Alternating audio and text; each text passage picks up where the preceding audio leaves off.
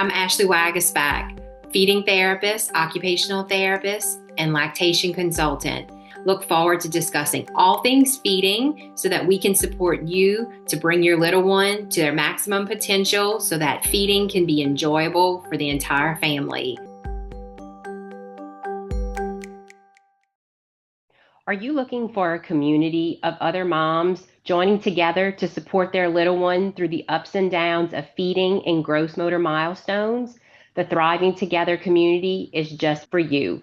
Find us on social media at Instagram, Facebook, and www.sensorysolutionsTherapy.com to learn more. We look forward to seeing you.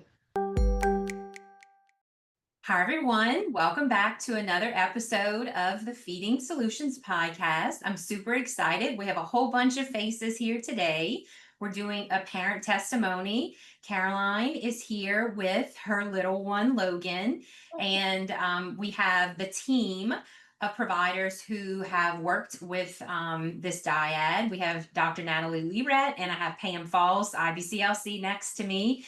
And we are so excited to bring us all together and let Caroline kind of share a little bit about her journey and all the great things that are happening now. So thanks, guys, so much for coming on today. I appreciate it.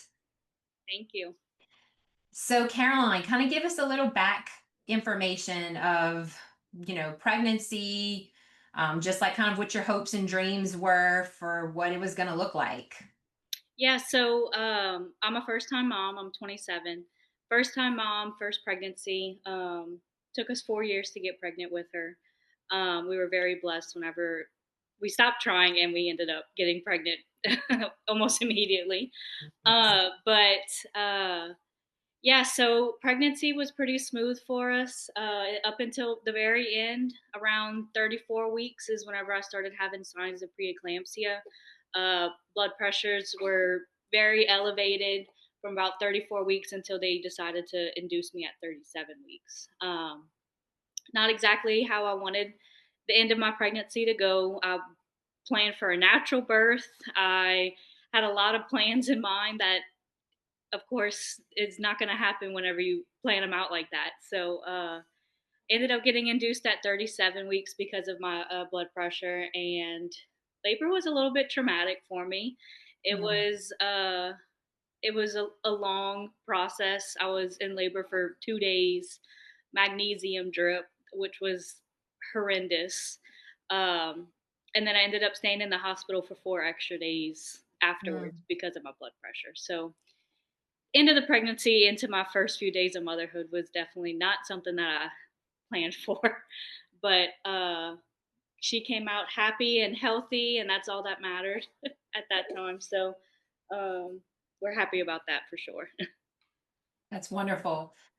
So what did those first, like that initial latch right after birth, was breastfeeding something that you were hoping to do? Kind of just give us a little bit of information about what that looked like, right after she was born. Yes, so my mom breastfed me until I was a year old. My sister breastfed all of her babies. My husband's mom breastfed. So that was always a goal of mine and was really important for me in my journey of motherhood. I really wanted that to be something that I could accomplish, and it was kind of a goal I set for myself. Um, the first, like I said, I was in the hospital for 4 days after she was born. Those were pretty rough. The initial latch was, of course, right after birth, and I was coming down from like an adrenaline high, shaking. I couldn't even hold her because I was just literally shaking so much. So I don't remember those first latches. I know she stayed on for a good 45 minutes that first time. Okay. But after that, I remember every latch afterwards was like my toes were curling because it hurt so bad. Um, I had been told she was latching great. I think in the hospital, it wasn't necessarily that large of an issue because she didn't need as much milk, after day 4 or 5. In those first few days, she needed just a few to get her by. So I think she was getting what she needed at that point, but once as she got, next day, and she needed more, um, it just came more apparent that she wasn't getting what she needed from me. And I know Pam can attest the first time we saw her, she was like, "Oh, she did some trauma to you." Uh, I was bruised, cracked, bleeding. It was rough. um, but I still did it. I continued. I thought that's maybe just how I was supposed to feel. It's not. It's not supposed to feel like that. I thought it was, but until Pam came is whenever we realized, like, oh, we're okay. This isn't how it's supposed to feel right now. So, as far as the two of y'all meeting together, when did you kind of realize maybe outside of what Pam's support could offer, that maybe another piece needed to be brought into the picture? So I think me and Pam had met maybe two times at that point. The initial time right after she was born, and then one more time. It became more apparent even after we introduced the shield. Um, she just was so rigid. She was so tight. Mhm. Every time Pam would even put her on the scale, she was rolling this way, this way, this way. She was all over the place. And at that point is whenever your name Ashley came up from Pam saying that, okay, I think we should maybe add a little bit of extra help. Let's give her an extra boost, some more therapy that can really help progress this journey for her, Mhm. you know? So, Pam, like whenever you were meeting with them, what was something that was kind of red flag for you that you were like, maybe we need to pull something else? I mean, just like Carolyn said, I mean, she was rolling off the scale, number one. Number two, we just couldn't even get her arms out the way. I called her T-Rex baby because she kept those arms so tight. And it was like we couldn't open up her chest to even get her close enough to the breast. In a 37-week, pretty traumatic delivery, from what Caroline said, it was like we met the first time and it was like, well, let's just start a few little things, some supervised tummy time, and we'll reassess when we come back. And things, of course, had not improved, and we couldn't get her to the breast without a shield. And we were working hard to get her to transfer what she needed through the shield. So we knew we needed to add both of you guys actually at that point. And I was Mhm. like, get to whoever we can get to first, and they'll let each other know if you need the second person. Yeah, yeah. So, we started working together, and I always like to give families on our first visit lots of things that you can start incorporating over, um, into your daily routine. um, and I think you and I have, after a few visits, you maybe even brought up chiropractic care. um, and so again, like I'm always telling families, like every birth is traumatic and every baby could benefit from seeing a chiropractor, especially someone who is as trained in infants as a Dr. Natalie. So you were open to that. So kind of just what what had you experienced, Caroline, like in the past that had even kind of like opened your mind to that being something you were comfortable with? Because that's oftentimes something that we see, that families have their own past experiences, and it's a little maybe can be a little uncomfortable of a thought for them. So Yeah, so during all of this, I went down deep rabbit holes of the internet and looking up different things that I could do at home, but also different things that different providers can, offer for her. And I knew through family friends, I knew Nat, and I knew her on Facebook. I'd seen videos and stuff like that. So, and I was open to do anything to help my baby. I mhm, just, if it was even going to give a fraction of improvement for her, I had no problem with bringing in another person to the group um, and taking that road for her. Um, I'd seen chiropractors in the past. I'm not against them at all. So if, like I said, if anything could help my baby, I was all for it. that's great. That's great. Yeah. So, you had done all of the things that I had asked, and we were seeing some good progress. But again, I know the benefit of being able to pull in chiropractic care. So we got Dr. Natalie on board, and kind of where take us from there with y'all initial visit.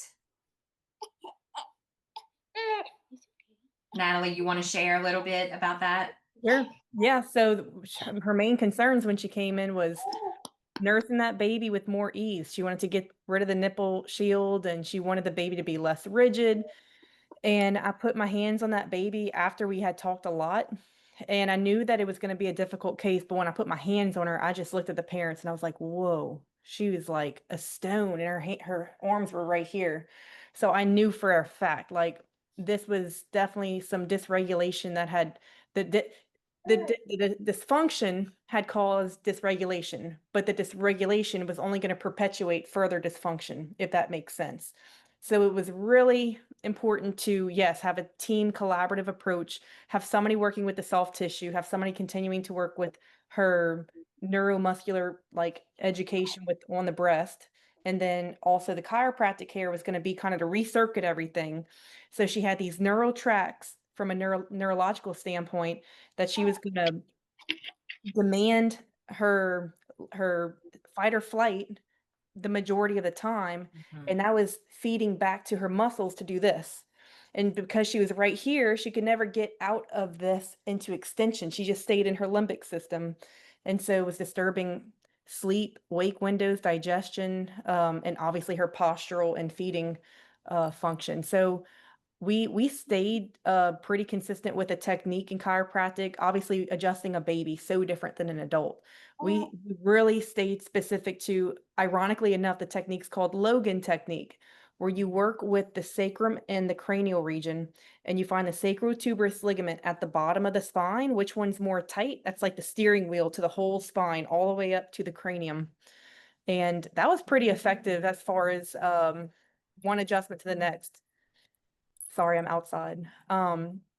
But I found like if I were to have a baby like that rigid, that dysregulated, and only doing chiropractic alone, I don't think we would have achieved as quick of results. I think in this case, it's a beautiful example of why collaborative care kind of gets us out of the woods quicker. And now she can start planting new neural tracks, afferent, efferent pathways in the spinal cord and in the extremities and in her mouth. And the quicker you can build those grooves, it kind of overrides the dysfunctional ones. Yeah. So Caroline, there was lots of moving parts, painful breastfeeding and some dysregulation that you were experiencing with Logan. As far as like all of that, like what was kind of going through your mind and the emotions of managing it all? I mean, that can be so very overwhelming. And just kind of explain to listeners some of that, what you were going through, but like also what you were starting to see with having all of the pieces working together. Yeah, so the beginning of all of this was very hard for me. You know, being a first time mom and not knowing what this is supposed to look like, and Mhm. not knowing what the norm is, and then having the not norm happen to you.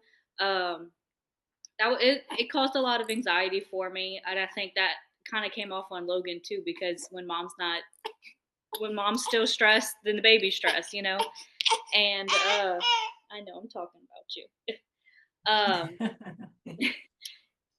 but as we continued with therapy, and I saw Pam pretty much every other week for the first 3 months of her life.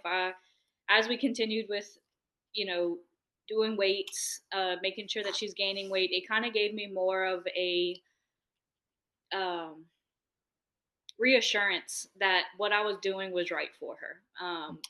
Because you see your child not necessarily in pain, but not kind of hitting those marks that they're supposed to. She's so tight, she's not able to sleep at night. And as we continue with therapy and doing those stretches every single day, wasn't just me doing it. My husband was doing it. I'd be taking a shower. He'd be on tummy time with her. We'd go to grandma's house, and they were doing stretches with her. Like everybody was so involved in this with Logan that I think that kind of gave me some peace of mind that I wasn't doing this by myself. And of Mhm. course, I had the three of y'all to talk to anytime. I would text Pam day or night. She'd always text me back. I'd go to appointments with y'all with lists of questions and concerns. And that just kind of gave me more of a peace of mind knowing that what I was doing was right.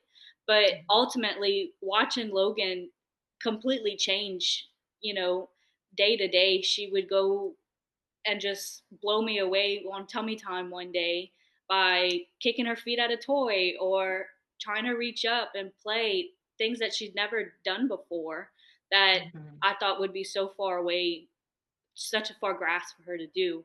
Things like that gave me such reassurance. Okay, this is right. She's learning, she's growing. Every day she's getting better. Um, a very good peace of mind having that for sure. That's wonderful. That's so great. Well, and there's so many mamas who get that's the same track that they're on. They're just unsure of what they need to do.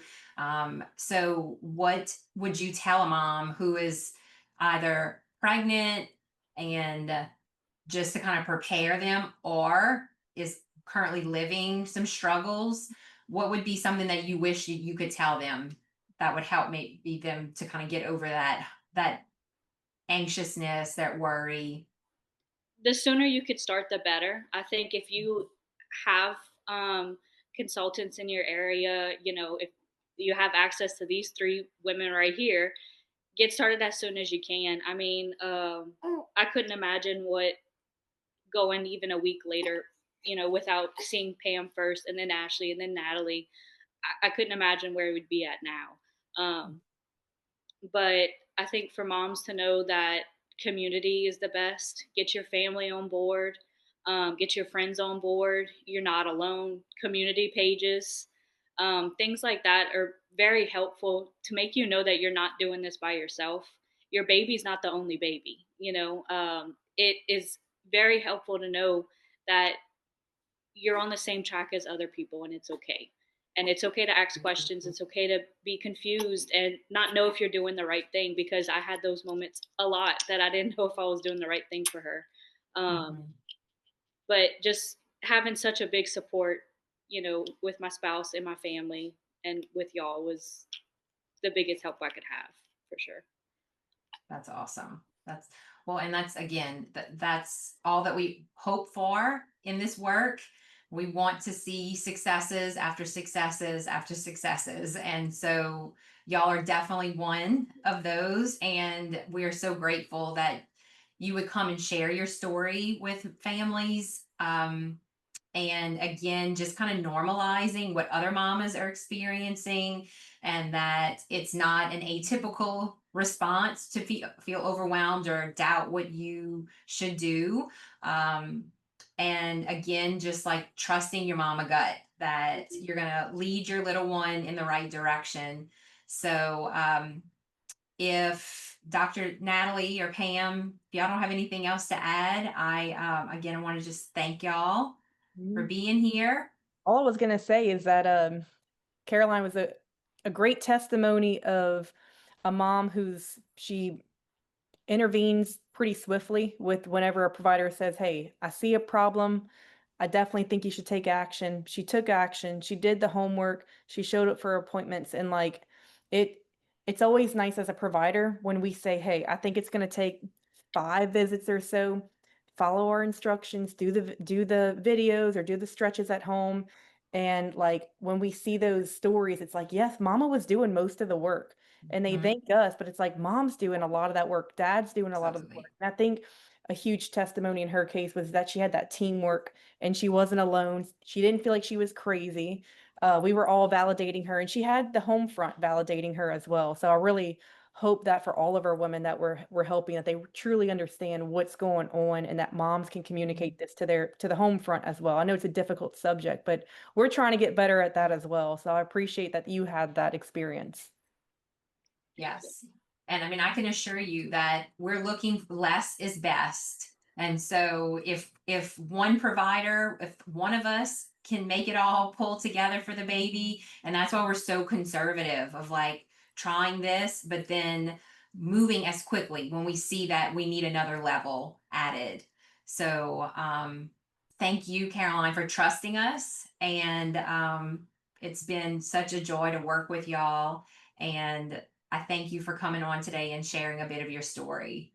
Thank you so much. Thank you for all the help y'all giving me and baby. I hope you found this episode on the feeding solutions helpful. If you would like more information, please follow Sensory Solutions on Facebook or Instagram, or you can always visit our website at www.sensorysolutionsTherapy.com. Thanks so much for joining today, and look forward to seeing you next time.